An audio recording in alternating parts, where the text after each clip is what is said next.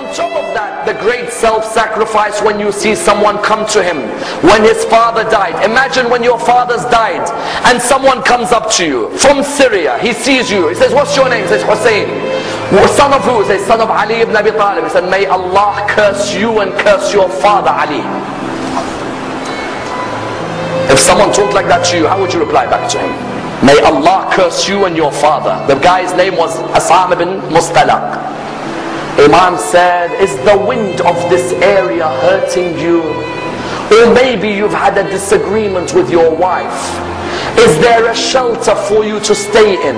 Or has no one provided you with clothing? Please come and stay in my house if you are a stranger in this area. Wallah, that person began to cry. He said, Aba Abdullah, I cursed your father in front of you. And this is the way you reply back to me by making your house available for you? He said, this is the family of Rasulullah and the way we treat people. People may come and curse us, but we come back with morals, because our grandfather Rasulullah came to perfect the morals of mankind. And that's why I will never forget the greatest self-sacrifice before Karbala. Notice none of these stories have anything to do with Karbala. Before Karbala and the battle of Nahrawan, the soldiers who were caught by Ali ibn Abi Talib were standing there.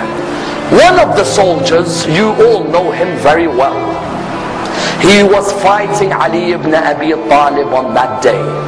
He had some rope around his hands. It wasn't too tight, but it was around the hands. Imam al-Hussein was walking past. He saw that soldier.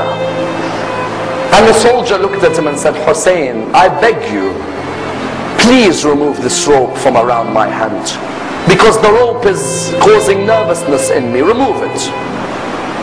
And I'm asking you. Imam al-Hussein went back to his father. He said, oh my father, I'd like a favor from you. He said, what is it? He said, this person over there, do you see him? He said, yes, I see him. He said, he says to me, the rope is tight around his hand, even though you will never put a tight rope, but it seems to have been hurting him. And he asked me to remove it. Oh my father, do you allow me? He looked at him and he said, Aba Abdullah, go ahead. Aba Abdullah, why do you want to answer this? He said, Father, when someone asks through me, how can I reject? I don't want the person to be embarrassed. When you realize who this person is, that's when you realize how magnanimous a man this man is. He went back to the person. He said, give me your hands.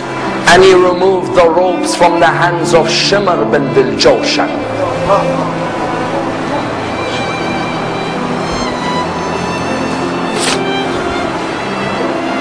Tell me, which mercy did he show to you when he sat on your chest on the afternoon in Karbala?